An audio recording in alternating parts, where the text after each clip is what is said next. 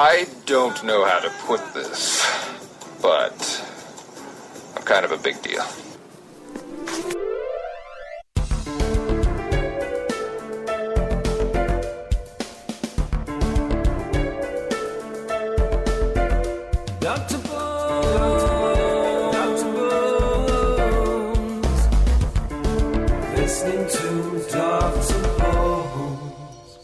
Good afternoon, this is Dr. Bones live with Britt, which means it's time for another episode of... And now it's time for another episode of Blogger's Corner with Britt. So Britt, welcome back to the show. How's it going? It's going good. How about you? Very well, thank you. And we have a lot of stuff to cover today, so we might even have to do 2 episodes depending on what we get through and what we don't.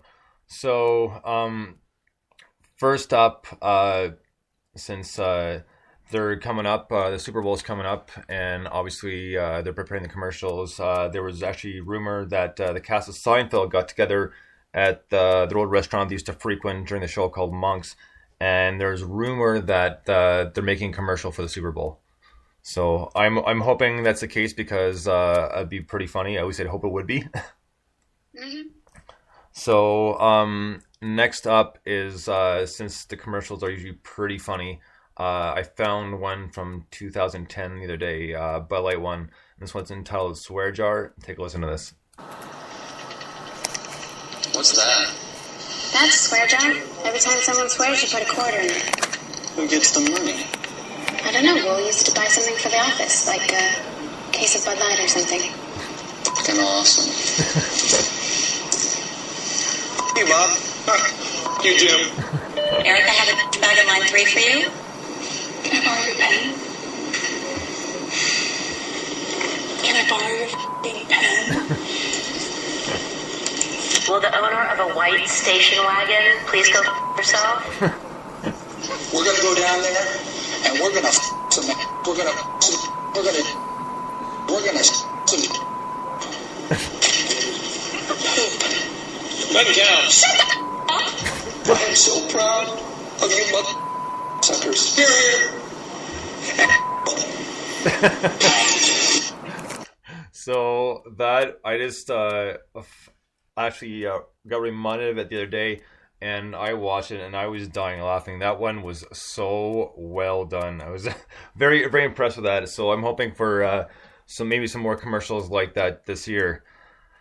Next up, of course, our buddy Justin Bieber is in the news again. Why? Because he got arrested for drag racing in a Lamborghini and suspected of DUI.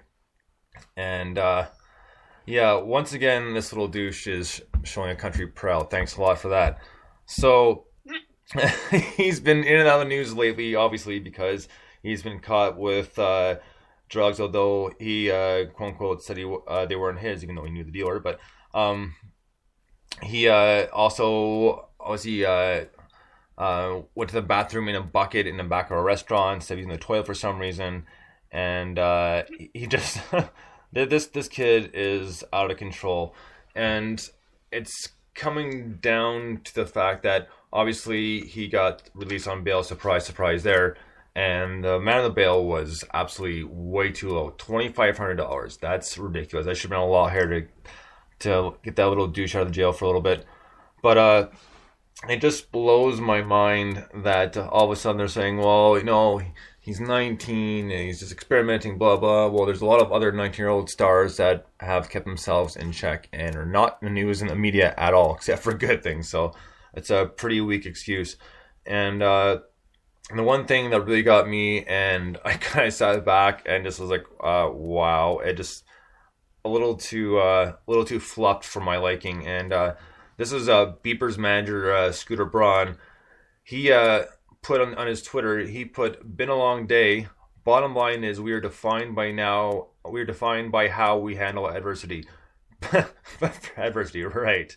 So, but there when it comes, but it says, be there when it counts.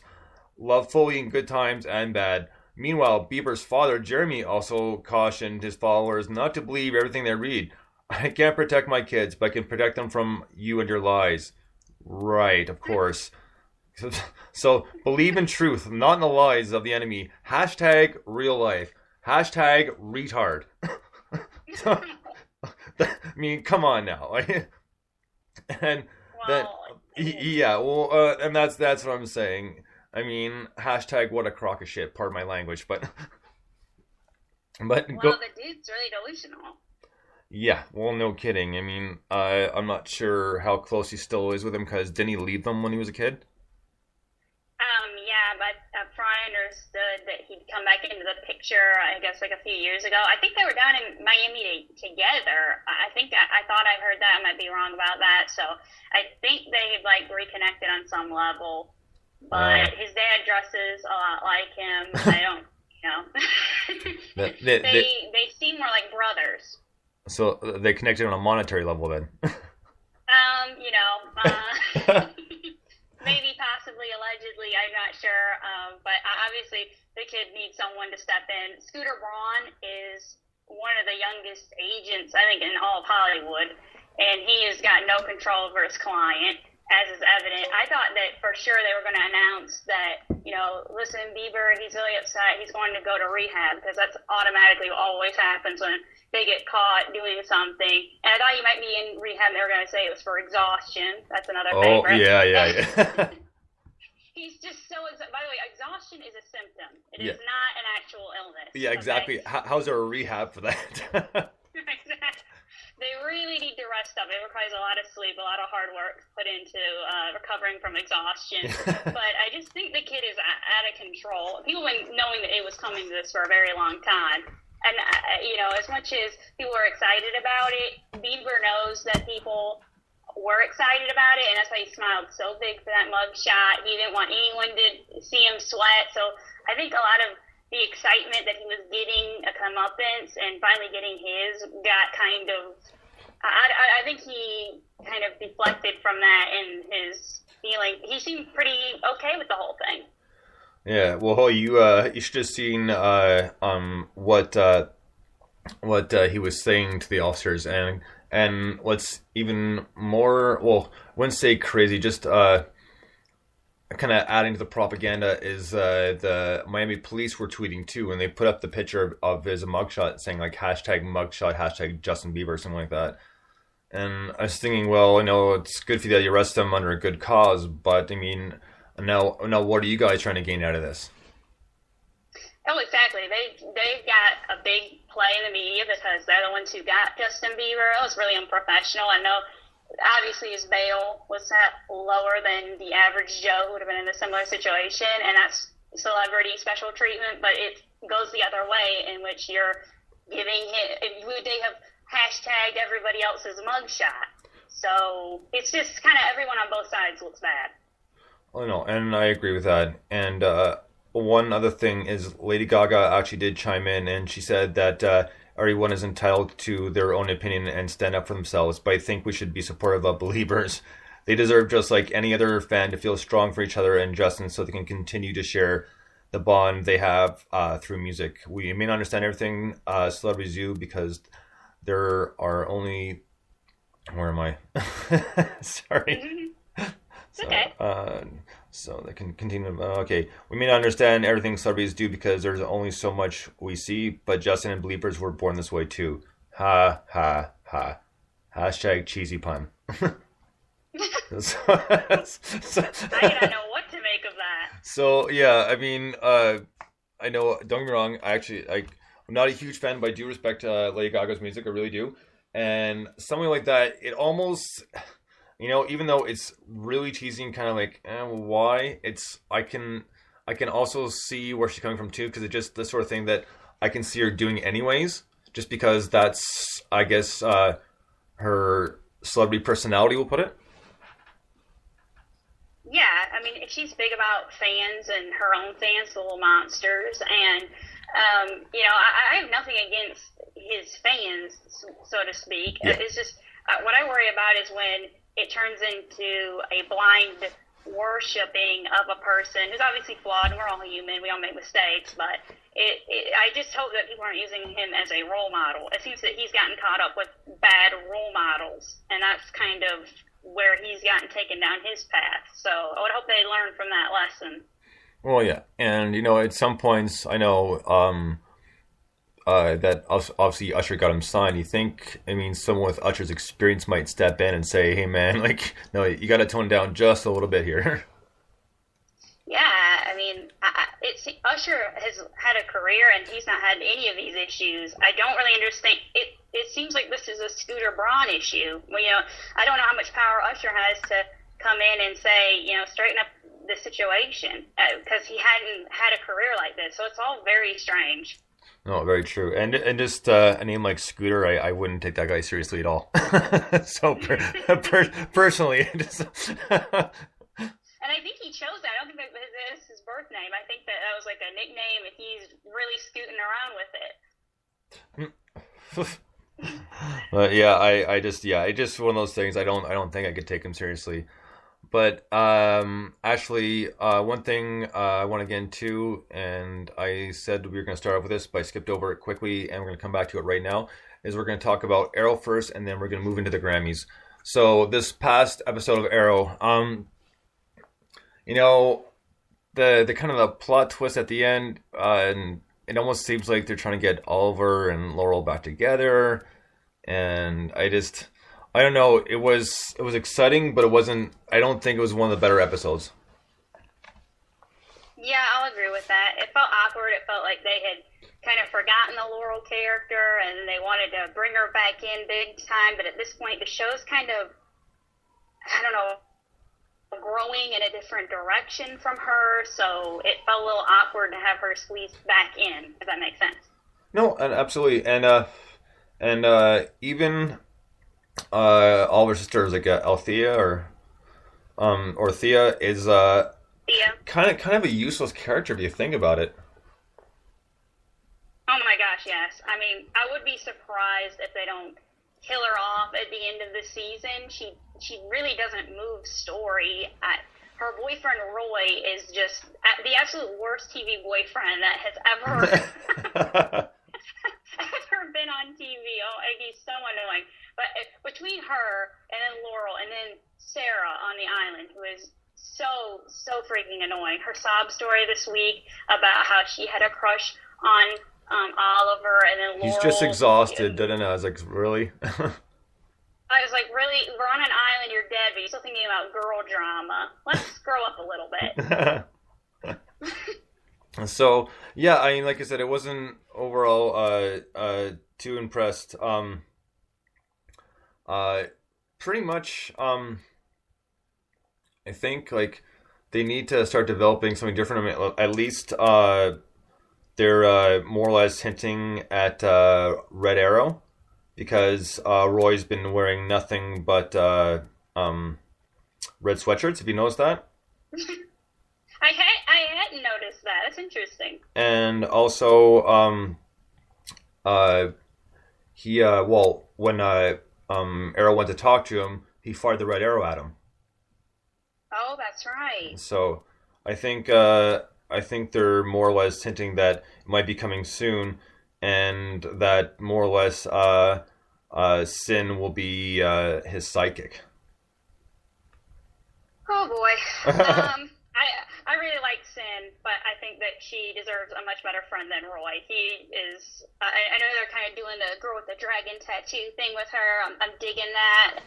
But he is just lame. And they're already, one of the things I think's hurting the show is that they're already working on a spinoff for the character of the Flash, who they introduced kind of in a backdoor pilot episode, with him being introduced onto the show. And when that happens, the creative powers that be have their attention divided between these two different shows instead of having sole focus on one show. And so then the show that was the original show ends up really suffering from a lack of quality because everything's not creatively 100% behind them. So I think that's kind of why things seem a little off. And if they think they're going to do a Roy spinoff eventually, I believe they are mistaken. Well, you know what?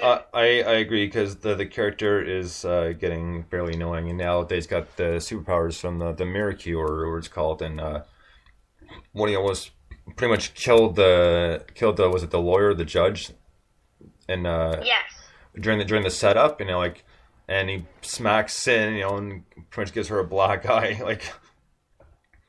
So I just Yeah, he's dangerous. yeah. So and that's what they're saying. So now like I'm not sure how they're gonna play that out.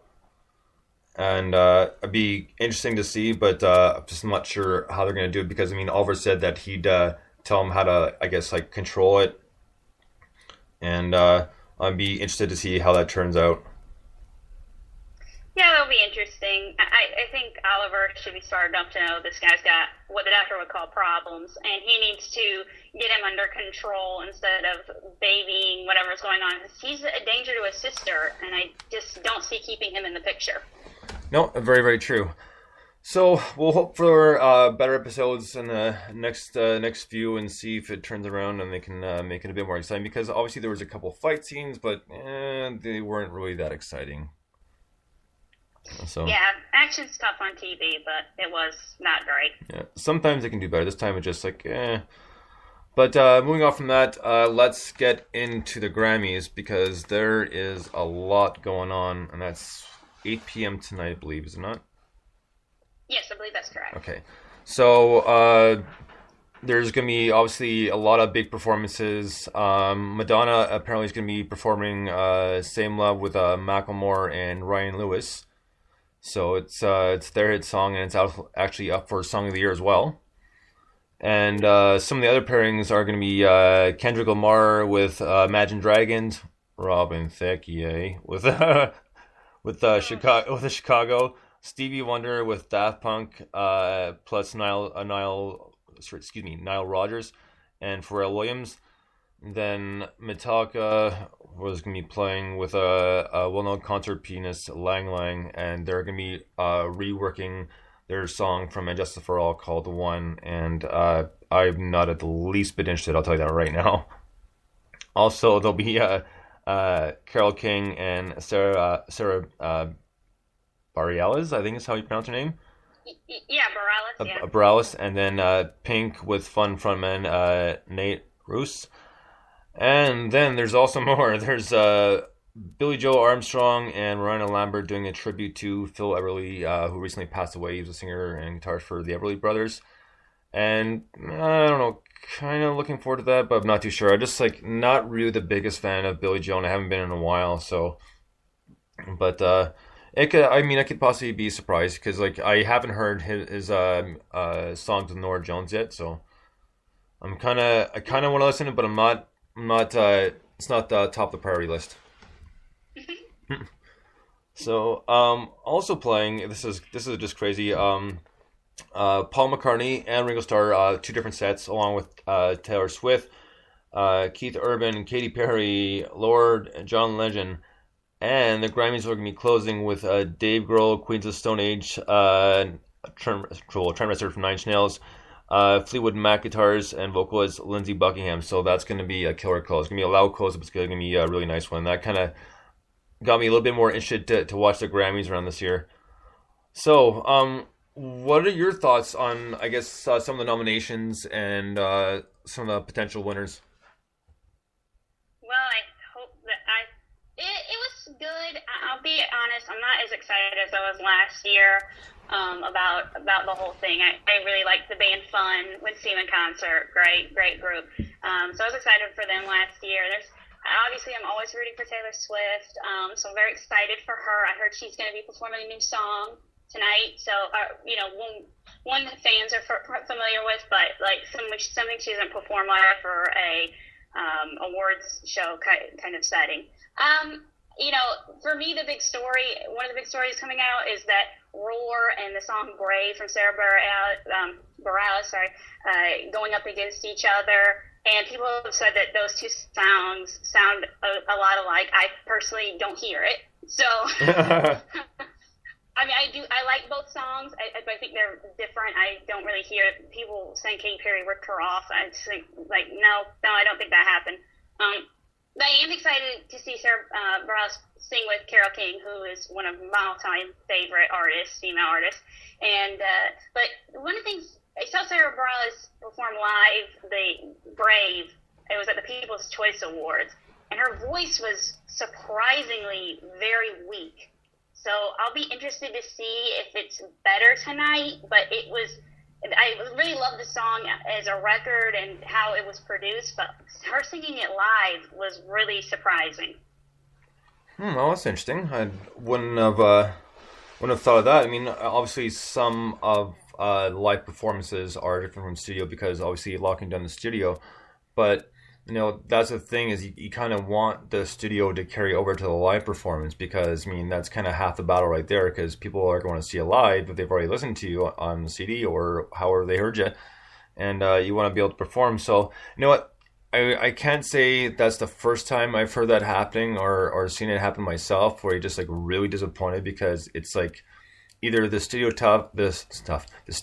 stuff was just way too altered and when they hit the stage, it just nothing like it at all, and kind of loses a lot for the fan, right? Because the CDs were awesome, you paid good money to see the show, and then you go there and you're disappointed because it sounds nothing like it, or just a weak version of it. Exactly. Yeah, that really kills it for me. It really does. I saw Imagine Dragons this past summer, and they did an amazing live show, and they did sound like what you hear on the record, which surprised me because a lot of their stuff is synth-based and, messed with by computers, but it was really an amazing show. So I'm excited to see what they do tonight with Kendrick Lamar. For me, another thing, the Blurred Line song needs to be retired. I'm sorry. If you love it, it's time to go. I ended up liking the song Get Lucky a lot better than that song. So I hope that they beat him out for whatever award. Are they going up against each other? I believe so. I think they're. I don't have all the noms up here in front of me, but those two are for sure. All right, awesome. Well, my vote is for Daft Punk and Pharrell for that one. That was much better. And I'm excited to see Stevie Wonder with them because that was a Stevie Wonder-ish track, and so I'm excited to see them collaborate live. Yeah, that should be really cool. I'm sure they've been working on it a while, so I'm very curious to see how it turns out. The other thing, just because they will be playing in the Grammys, is Trent Reznor and Atticus Ross. They did the score to The Social Network and won an Oscar for it. And now they've signed on to do David Fincher's Gone Girl, which is an adaptation to Gillian Flynn's novel Gone Girl. So that should be pretty cool. If there are any fans of The Social Network soundtrack, then this one should be something different too. So yeah, I was excited to hear that. So really looking forward to that. And it just shows that, well, mainly, I think a lot of it, Trent Reznor is just a great creator in general. But I think partially it has to do with, he's, I'm not sure if he still is, but he's used to be very OCD. So that's why a lot of times it take a while for these songs to come out or the albums to come out, just because he just wanted it perfect,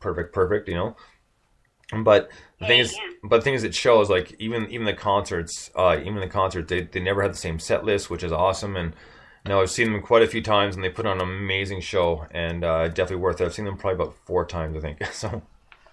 Wow, neat. And each show is different from the last, and just the creative part of Trent Reznor is just it never ceases to amaze. We'll put it that way.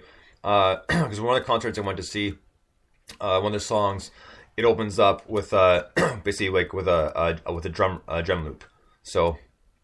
And it's playing, and he's out on stage. He's by himself. So the stage he's looking at pretty much like a half circle, and they're all white squares, and in certain spaces they're blank and just red behind it. So those are the spaces where the beat will jump. So the song's playing, so you're kind of watching it fall on the squares, and he comes out and he's looking at, he's pretty much filling the spaces to correct the problem. Oh, really? And so he's basically just touching the screen here and there. He kind of stands back, looks at it, listens, and hits another button. And of course, this is all being done electronically in the background as well, and just very cool. And then once he gets it right, that part of the stage or screen comes up, and then the drummer's right there behind the whole band's right there, so they go right into the song. So it was pretty cool. That is pretty cool. I definitely think the soundtrack's something to be looking forward to. And mentioning that Trent Reznor is a perfectionist, David Fincher, the director of the film, is a very astute filmmaker, a perfectionist. I am excited about the movie. I was excited than the cast Ben Affleck, so that kind of killed it for me a little bit. To be honest, he is not my favorite leading actor at all. But one thing I learned hearing about the movie being made was that David Fincher, being a perfectionist, he notices the most minute detail, and Ben Affleck had bet one of the crew members that if he's a director, so he knew how to change the filter on the camera, so darken it just the most smallest increment, and he said, I bet that David Fincher will not notice. The crew guy said, no, you're wrong, Fincher's a perfectionist, he'll definitely notice. Well, Fincher came back and he said, who darkened my lens? And Ben Affleck lost like $500. That was a great story. I love that he's so detailed. It shows in his movies. Have you seen The Game? No, actually I haven't. It's a great movie. Michael Douglas, Sean Penn, Deborah Carl Unger. I just love that movie. It's so flawless. He just does everything so flawlessly. So he and Trent Reznor collaborating is going to be very fun. Yeah, that's one movie I have to see, because like I'll be honest, like in the past, like I don't know, a number of years, like I haven't gone to the movies or watched movies as much as I've liked to, just because I just haven't had the time. So it's kind of nice to see some of the older movies and some of the new movies when I get a chance, which isn't too often. But there's a lot of movies that I haven't seen that I need to see. You'll probably be saying like, "What, you haven't seen that one yet, or this one?" Like, so. Well, did you see The Social Network? Yes, I did. I did see that one. Well, if you enjoyed that, then The Game is much better than that movie, in my opinion. All right, and well, the thing is, like, I like the movie, but I'm also not a big fan of JT, so that can always kind of jades things a little bit just for me. So then you will want to avoid Runner. Yeah, most likely. He is not a good actor at all. I think we say. Did you see that movie In Time? No, I heard about it, but I haven't seen it. Okay, it was a really good movie, not anything to do with him, but it was such a great concept that it overcame JT's acting capabilities. The thing is, with him, and I've said it many times, just because you're a singer doesn't mean you can act, and vice versa. Just because you're an actor doesn't mean you're a musician, so... Yeah, you need to keep, for me, the whole actor-musician, it seems like whenever an actor is successful, they want to be a musician. Whenever they're a successful musician, they want to be an actor. I don't think that they can do, I've never seen one do both things amazing. You're typically only gifted in one of those directions. Well, that's right, and like it very, very seldom works. Very seldom. Like I mean, there probably is a few, but I'm not. They're not popping up in my memory right now. So, but yeah, I mean, it's one thing to have like maybe like a small role or something like that here and there. Yeah, no big deal. You know, anyone can pull those off, but not throughout the entire movie. It's like, great. And I think a lot of it too, I think in some cases they're pulled in for the quote-unquote star power. Oh, absolutely. Because they can't find anyone else to do the role, so like, well, maybe this person will. So exactly. And I feel bad for the, authentic actor who lost out to Justin Timberlake because people thought, oh no, Justin Timberlake's going to bring in more people than you will, even though you're going to, be better in the part. We want Justin's fans in here. And really, give me a break. Yeah, exactly. So I could completely agree with that. So that's pretty much it for music news, obviously, because the Grammys coming up, and we'll probably have a lot to talk about with the nominations and who won. Because I'm probably gonna watch some of it tonight, but I might not make it through all of it, so I'm gonna DVR it just to be safe. So. But, I'm gonna DVR. I don't watch that stuff live. Too many commercials. Yeah, well, that's the thing too. Is I really don't watch all those commercials, so I'd much rather be watching a shorter show, something I already have a DVR'd. So, and there's one more thing I was thinking of. Oh, it has to do with the Grammys as well. Last year, I believe it was Dave Grohl did that indie film, and it was what's it called? Oh my, what's it called again? Are you talking about the documentary Sound City? Sound City, thank you. I don't sure. So So obviously he had a lot of star power for the soundtrack and like a lot of big names like in the rock business. And one of the songs is up for nomination. It's a weird category because it's an indie film and soundtrack song sort of thing. But it's Dave Grohl from the Foo Fighters, Josh Homme from Queens of Stone Age, Trent Reznor, and actually I believe Lindsey Buckingham's in that song too. And the song's called Mantra and it should be pretty good. And also there's they're nominated, like I said, again, it's a bit of a weird category. But the song that Dave Grohl, Pat Smear, Chris Novoselic, and Paul McCartney did, called "Cut Me Some Slack," that's up for nomination as well, and they played that last year. Oh wow, neat! So that's gonna be fairly interesting. And I almost forgot one of our favorite whiners in the rock business would be Courtney Love. And apparently she's being sued for libel because a Canadian businessman bought a guitar from one of the old guitar techs, which was supposedly owned by the late Kurt Cobain, and turned out to be a fake. And apparently while in court, she started crying once the businessman started giving his testimony and saying, no, this has been so mishandled in the past few years, and and and it just... just knock it off already. It's been mishandled because you've mishandled it, or you've mispicked the people to deal with the estate. I mean, wife or not, probably 1,000,001 people will agree that she shouldn't have any control over his estate stuff at all, in the least bit. And the front runner would be Dave Grohl, because we all know what kind of guy he is and what he could potentially do to make, we'll call everything even. So it's True. I'm just sick of hearing her whining about stuff and just playing the old poor me. Well, I see that. Why didn't his daughter, isn't she 18 now? Why isn't she, I would think that he would have left it to Courtney Love, like in a trust, that she was the trustee, and then when Frances Bean came of age, she would inherit her father's, stuff. I don't understand why did she get left out completely?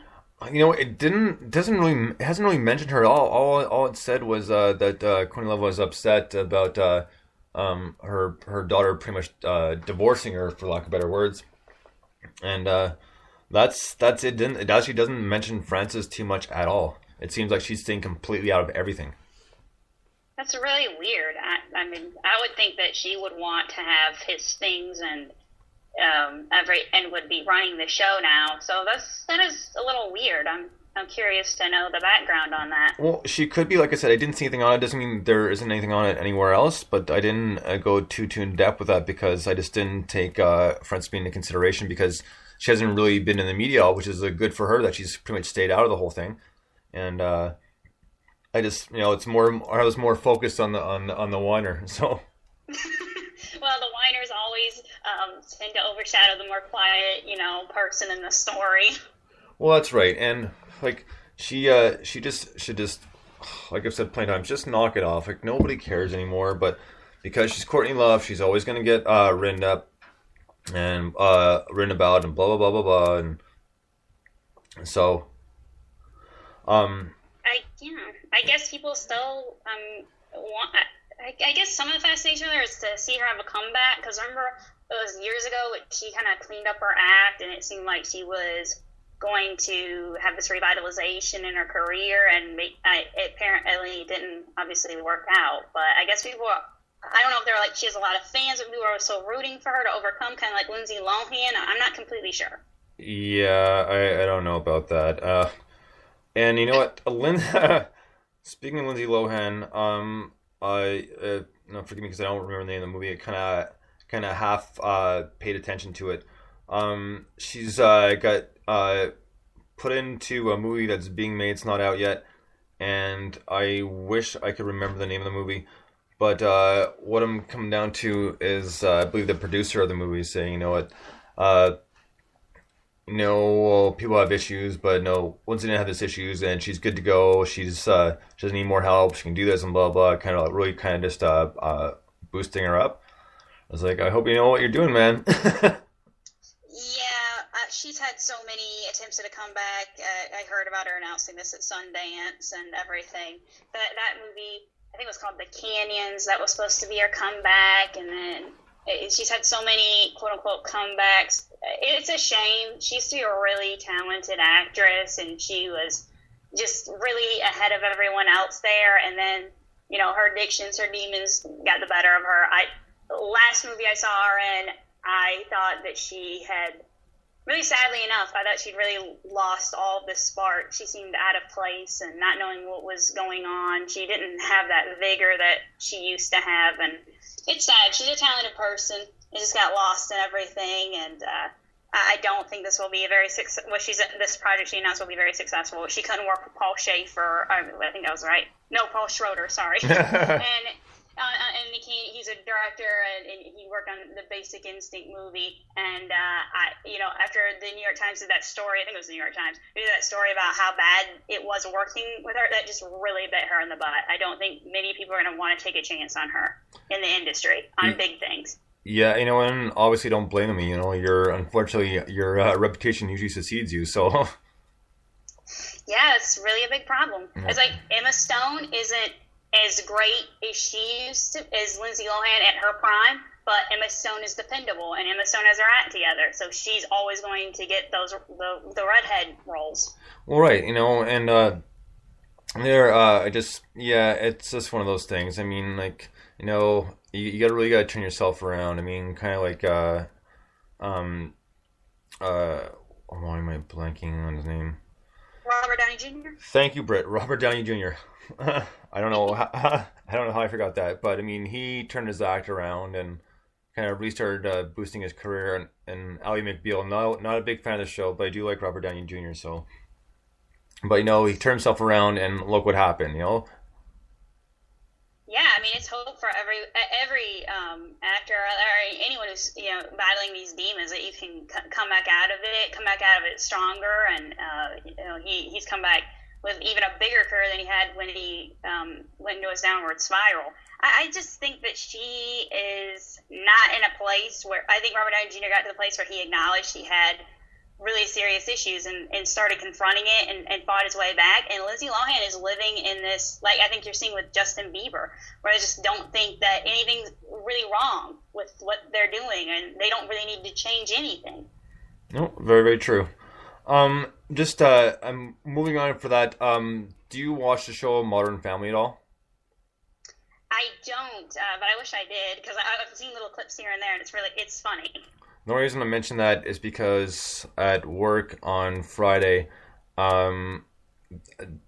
within maybe a few hours of each other, I don't remember the father's name on the show, but not Ed O'Neill, but the younger father. That guy. Phil? I think it is Phil. Yeah. So a pastor that came through looked like Phil, and I was like, that's awesome. Like, it really looked a lot like him. It wasn't him, but it looked a lot like him. And then I saw a flight attendant that looked like Cam. And it killed me. Literally, I was spitting images. Like, that's awesome. And the funniest thing is, like, when I passed him, he was singing Littlest Hobo. Really? Yeah. Because he was talking to one of his coworkers. He says, I saw that show last night. He goes, I can't get the song out of my head now. So that's great. Yeah. So that made for an interesting Friday, because other than that, yesterday, we just got hammered with snow. It was like blowing snow, and there's like the drifts were unbelievably high. Like, I showed my driveway yesterday. It usually takes me about 20 minutes. Maybe it took me about 45, because there's a drift in the middle that was almost waist high. It's like, you got to be kidding me. Oh wow, yeah. That's insane. So I mean, it never usually happens, but because the wind had been blowing so hard, it'd been drifting a lot of places. So yeah, it was a little bit of a mess the first part of the morning. I mean, it's cold now, but it's not snowing anymore, so it's a good thing. That is a good thing. Yeah, I mean, it never hardly snows where I'm at, and I think it was probably a 100-year storm, and that was 10 years ago, so I don't think it's going to happen again in my lifetime, unless I get on the juice that the guy from Arrow's on. But we had like this torrential snowstorm, and it was like my dad built a snow ramp, because it was the most amazing compact snow. Normally we just have dust, and we were able to make a ramp in our backyard to slide down. So that was pretty cool, but that was a once in 100 year event. Yeah, What was so weird was the movie Snow Day came out when that happened. That was pretty neat. Oh, really? Yes, I was like, I know how you guys feel now. Because up to then, I wouldn't have known. Yeah, well, there aren't too many snow days here, despite a lot of the snow. I mean, like, it takes quite a bit for the city or the schools to completely shut down. So, but this winter has been the coldest we've had in a number of years, and definitely a lot of snow. Because the past few winters have been mild; it hasn't been a lot of snow. So, yeah, we're back to, we'll call it a proper winter in Canada, and it's cold. There's a lot of snow, and I'm not digging it. Whoa. Well, do you guys make snowmen up there? I did not. I debated making a fort, but it was really cold, so I didn't know if I had to stay out too long. Right. Is it the kind of snow that you can pack and make a snowman, or is it like dusty? No, it's more fluffy. There was a little bit of wet snow not too long ago, but that didn't last long. So, I mean, but still, I mean, snow is snow, and, I just don't like shoveling it, more or less what it comes down to. Yeah, I hear you. It's always where I'm at. It's always snow and everything happens after Christmas, and you most want it around Christmas. Everybody talks White Christmas, and then it doesn't happen, and then January, February, you'll have your snowstorm. It's like, really? You couldn't just done it 3 days ago? Yeah, exactly. So, that's pretty much gonna wrap it up. I don't have anything left, but we do need to hear about what you've been working on for your blogs.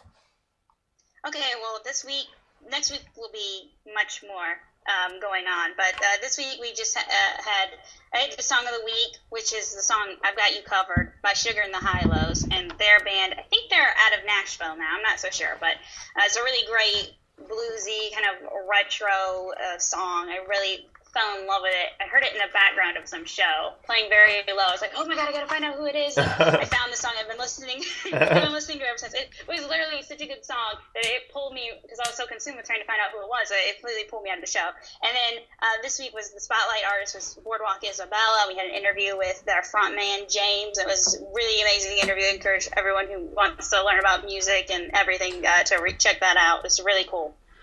Well, right on. Actually, I did check that out already, because I interviewed James not too long ago too, and he is a very cool guy and definitely has a lot of stuff to say. So always a good person to go to for music stuff. Yeah, definitely. Very passionate about music. It's always a good thing. And they've still just about got the full band together. They're just missing, I think, one piece now. I think they got all their brass, because I know that's pretty much been part of the ongoing process, is kind of developing what Boardwalk Isabella, like the way he wants to see and what it's going to be for him. So very cool. And that should be really interesting. And like last time I talked to him, he said they're about 90% there. So hopefully soon they'll have the whole band together the way he wants it to go, and then we'll see them probably on tour and making some more music. Very neat, very cool. Everyone should be very excited to hear what they have to do. And one last thing, actually I just remembered now, because you did a write-up on their EP not too long ago, was The Wild Young Hearts. They have a new EP coming out in February, and they will be on the show Saturday the 15th at 10 p.m. Eastern and 7 p.m. in California time. So I think it's like UTC's time zone. But they're 3 hours behind, so they're going to come on and they're going to go through the new EP track by track. And keep your eyes out, because I'll be doing a write-up on that EP as well as a new Puppet Rebellion one. I'm just got to find time to do it, but I'm hoping by the end of this week I'll have both of them up. So keep your eyes out for that. And until then, next week we'll be doing some of the Grammy stuff too, won't you? No, I'm sure I probably will. There's so much going on. There's so much to choose from. You have to pick your battles, if you will. No, fair enough. All right, Brett. Well, look forward to reading those new blogs next week. And next week, is it safe to say Saturday, or are we gonna go with Sunday again? We'll go Saturday. Okay. This was kind of out of the blue situation. Okay. All right. Well, like always, Britt, it's always been a pleasure. Thanks for being on the show again. Thanks for having me. And until next time, guys, thank you so much for listening to Bloggers Corner. We'll be back next Saturday at 3 p.m. Eastern. Until then, thanks for listening. Bones out.